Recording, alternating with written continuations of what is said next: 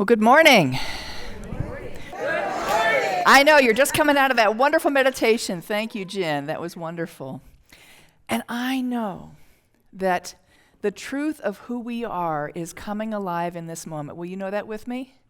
The truth of who you are is coming alive in you right now, even if it's been dormant for years. Because I do know the truth here. The truth is, it takes two. Remember that old song? It takes two, baby. Who sang that song? Tammy Terrell and somebody, I think. Anyway, whoever sang it, they've probably covered it a zillion times since. It takes two because what we have to have is that our power and that divine connection. Does that make sense? That we are always connecting with that divine within. It takes two. We know we have this power within us, but we have to connect to it, right? Or else it's just dormant power. I'm going to start with a story. This happened years ago to a congregant of mine at my Maryland church. Her name was Joan, and she lived very close to the church, and one day it snowed quite a bit. Her sister was visiting her that day, and as her sister pulled into her driveway, it kind of slid, and her car actually went into the snowbank there, and it got stuck. And so Joan comes out, and her sister says, I don't know how I got into this, but I know I'm going to get out of it. I know I'm going to do this. I know there's a way. We're going to find a way to get this out of it. Well, Joan didn't have a shovel, but they found an umbrella in the car. So they took this umbrella and started using it like a shovel as much as they could. They weren't getting very far, but they were trying. And Joan kept saying, there must be a way. There must be a way.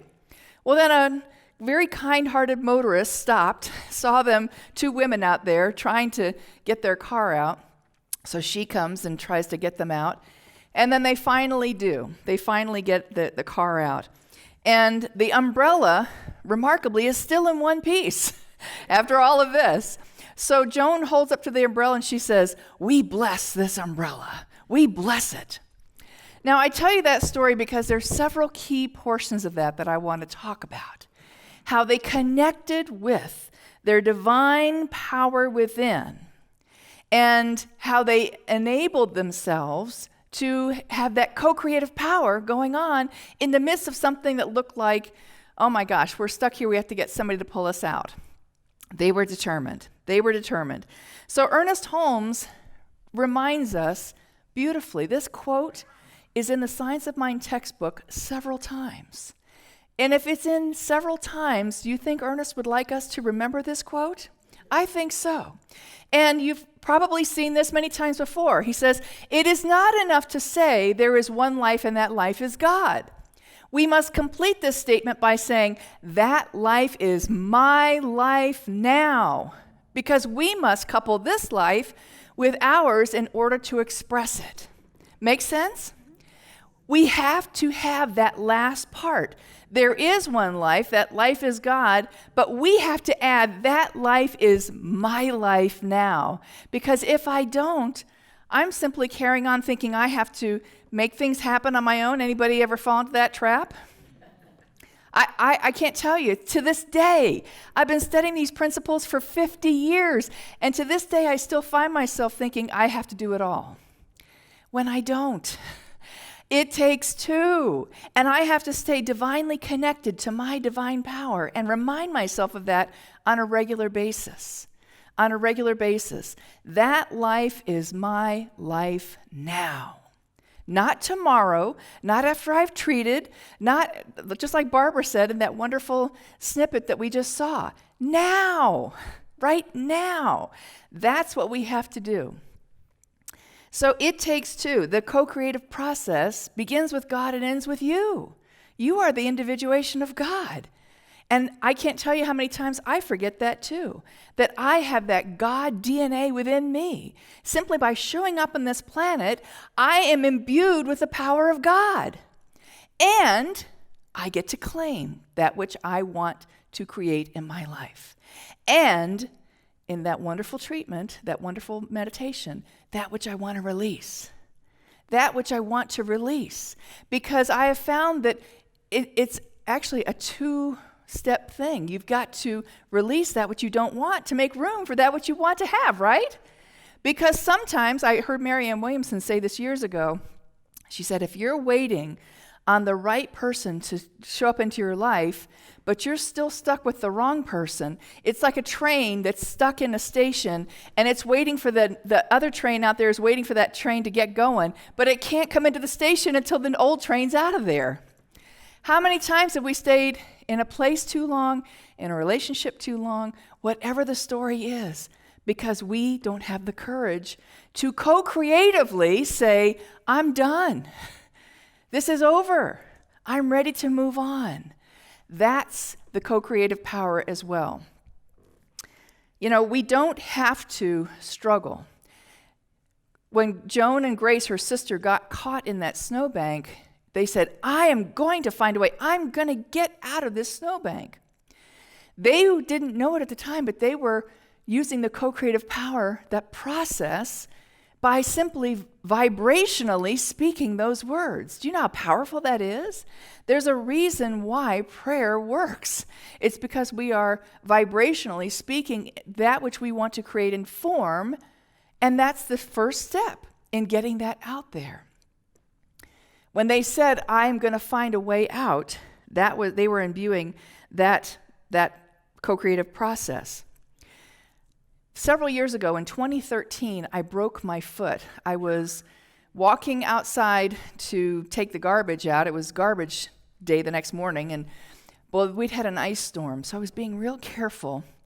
But sure enough, one foot went out and the other foot stayed, and so I ended up breaking 3 toes on my foot. And it's the only time I've ever broken any bones in my body, and I had to wear, the little boot thing and had crutches for a while. And anyway, I was talking with another New Thought minister about this, and he said, oh, that's a really good thing that you broke your foot. And I said, really? Because I was kind of done with the broken foot thing. And he goes, no, and I'm going to read to you what he said because it was so powerful how he framed this for me. He said, breaking your foot is the last step in the integration process. Bones are the densest part of the body. And the break simply means that my body has broken open and is now ready to receive, and because it's fusing back together again, integrating what I have learned, and now I can use that learning to move forward. Isn't that beautiful? I thought, wow, thank you, God, for breaking my bones. That was a wonderful, wonderful way for me to understand that even sometimes we have to break open to receive that which is coming to us. That is part of the co-creative process too. The breaking was allowing me to fully integrate that which I was processing in my life and manifesting. I was manifesting quite a bit at that time, and it was coming at me so fast. Well, my body's bone breaking was simply my body's way of going, okay, we're really going to get this. As those bones fuse back together, we're going to understand that this is now a part of who Sally is. It's not just this willy-nilly. It is a part of who she is now. And I've really enjoyed knowing that today, when my foot is totally fine, that somehow a part of that experience strengthened me. It strengthened me. And can't we look back and see that pretty much in everything in our lives? That when we've been broken open, those are some of the most powerful. If we choose to use the co-creative process, those are some of the most powerful opportunities in our lives. You see, too many times, and maybe you can resonate with this, I have fought what is. Do you understand what I'm saying? I have fought what is. No, I don't want this. No, there's a certain part of that yes, you are choosing. But sometimes we have to integrate what is going on in our lives. And I want to share a story that comes from Edwene Gaines' wonderful book, The 4 Spiritual Laws of Prosperity. And she was actually at a time where she had left her husband, And she talks about how, as she left her husband, she had a Cadillac and $60. That's all she got out of breaking up with her husband. And so she and her daughter went off, and they had their own place. And she had made an agreement with God that she was going to not work for money. Her agreement was, I work for you, God, and that the money comes. And so here she's doing her work. She's teaching classes. She's doing the best that she can. And the cupboard was bare. The refrigerator was bare. And her daughter comes into her room as she's preparing a lesson plan, and she says, look, there's no food out there. We've really you got to do something. And Edwene said, I'm doing something. I'm teaching. I'm doing what the Spirit is telling me to do. And her daughter basically says something to the effect of, it's not enough. You need to get up and do something. So at that moment, Edwene decides she is going into prayer about this. But she decides, I'm going to give God what for. Okay, God, I'm doing everything you're telling me to. Have you ever been there? Am I the only one in the room that's ever been there? Okay, God, I'm doing everything I'm supposed to be doing here. You've got to make this happen. I'm showing up. If there's something I still need to be doing, tell me what that is. We're partners. We are spiritual partners in this co-creative process.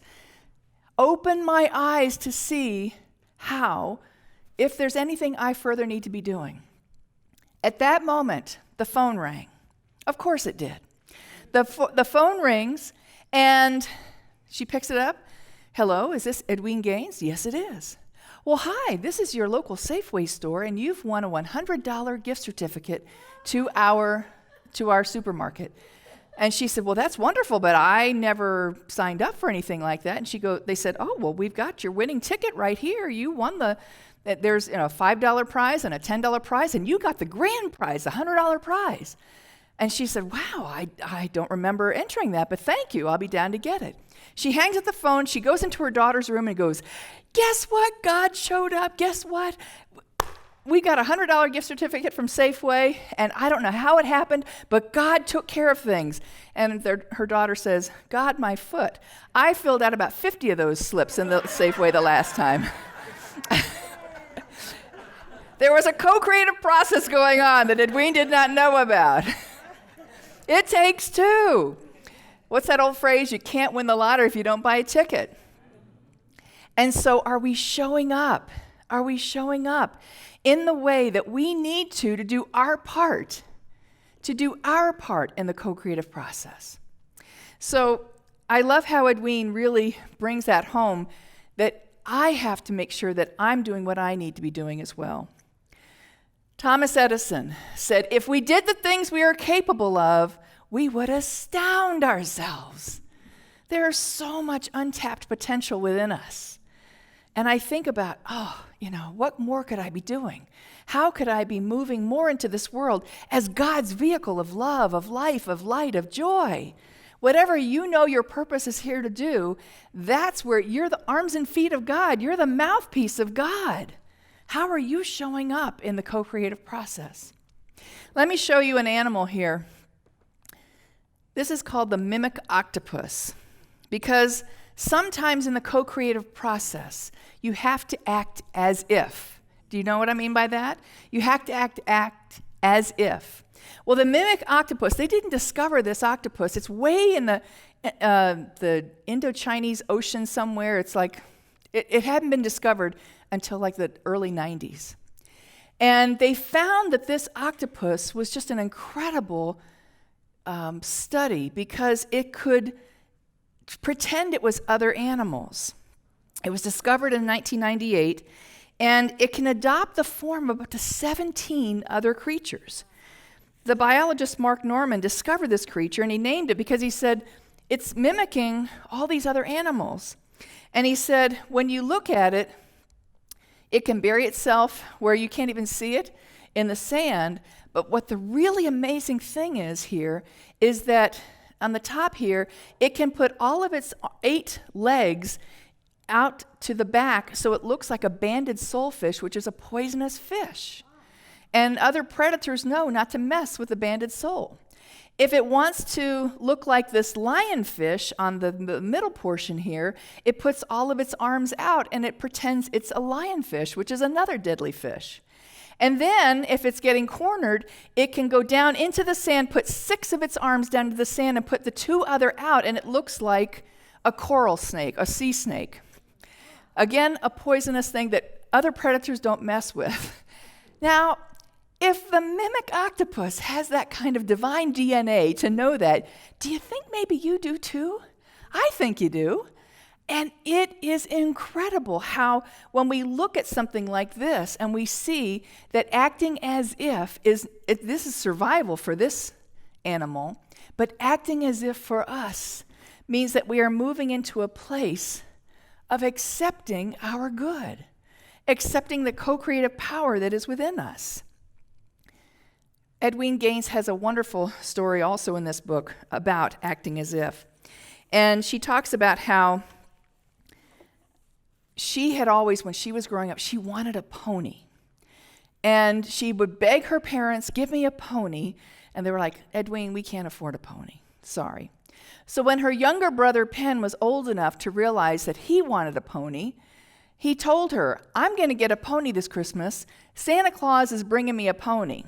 And Edwene said, if Santa Claus hasn't brought me a pony, he's not bringing you a pony either. And she was discouraging her little brother from getting these grand ideas, but he kept going on and saying, I know that I'm getting a pony. I know it. He went out to the garage and he found an old army blanket, and he said, this is the blanket that I'm going to put underneath the saddle. He started preparing for the pony. This is a brilliant New Thought person already in little form. He knew what he wanted, he declared it, and started acting as if the pony was there. So Edwene started getting concerned, and she went to her parents and she said, he's really convinced that he's going to get this pony. Are you going to give him this pony? And her parents said, Edwene, he's just playing. Don't just ignore him. No, we're not getting him a pony. Don't worry about it.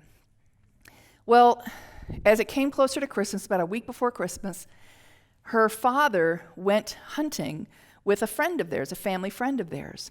And when he went to his farm to go out hunting together, it turns out that one of the mares had a foal, was birthing her foal. And so the men went into the barn and made sure that the mother and the mare were doing okay, the mother and the foal were doing okay. And so the little foal was finally up on its feet, and the friend turned to Edwene's father and said, you know, you've been such a wonderful friend to me all these years.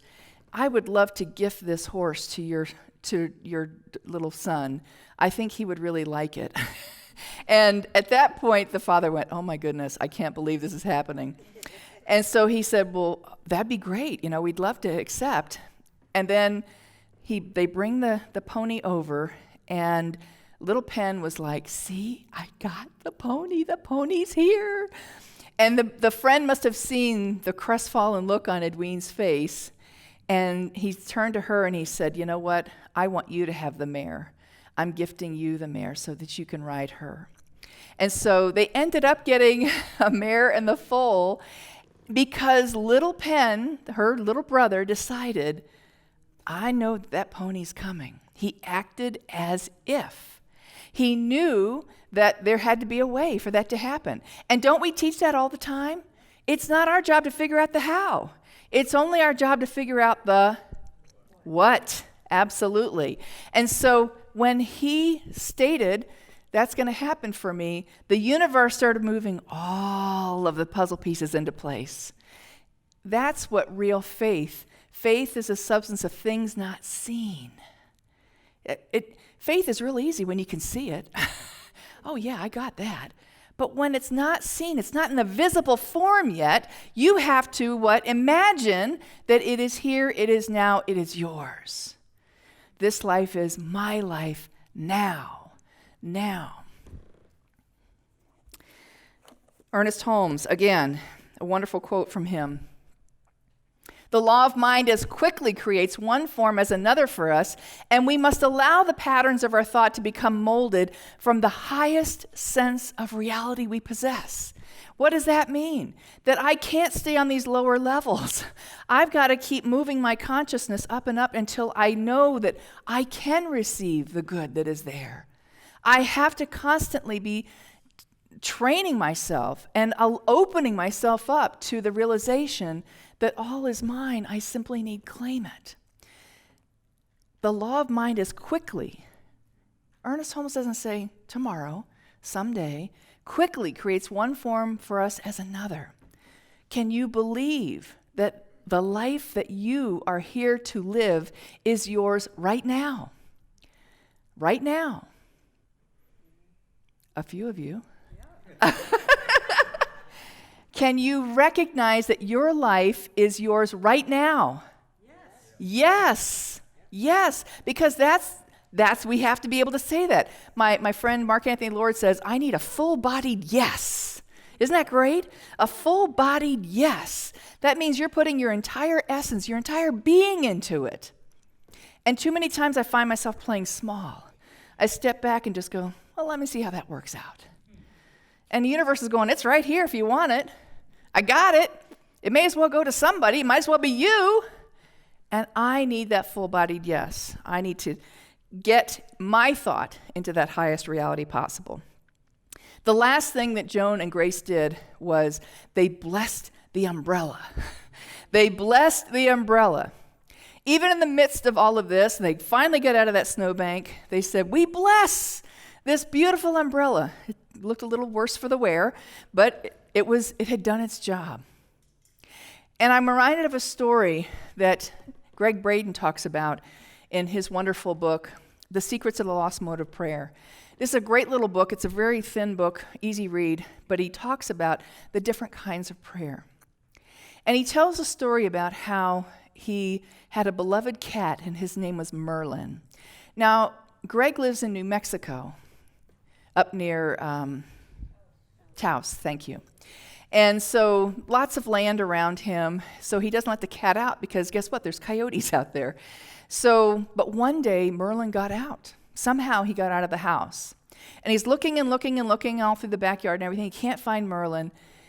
And all of a sudden, as he's looking for him, he hears off in the distance the coyotes are howling. And he knew in that moment that the coyotes had gotten Merlin. He was just overcome with grief. He was so sad. And one day, he was driving along, just a few weeks later, he was driving along a roadway, and he started thinking about Merlin again. And he started thinking about those coyotes, and he realized, you know what? I was angry with those coyotes because they took my beloved friend from me, but I have to bless those coyotes. In their innate nature, that was something that they just did, and I have to bless that situation. So he started to bless the coyotes, and he said he got so overcome with this welling up of deep appreciation for them. And he said he got so overcome he had to pull off to the side of the road because tears were now streaming down his face because he recognized that he had to bless a very difficult situation in his life, and along with the grief of what he had around missing his cat. But he said the power of blessing is so much a part of our co-creative process because we are blessing that which is. We are blessing all of the wonderful good that is and knowing that good is coming out of this too. And isn't that an everyday process for us, especially in these days? The power of blessing.